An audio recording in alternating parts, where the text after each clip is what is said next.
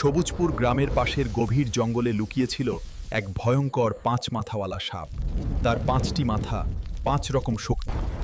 Hulk রাগী।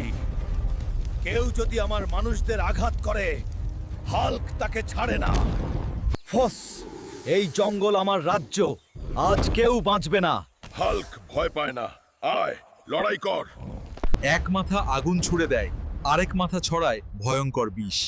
কিন্তু হাল্কও মাটি তুলে ঢাল বানিয়ে দাঁড়িয়ে যায়। হাল্ক থামে না। ব্যথা হাল্ককে আওর শক্ত করে।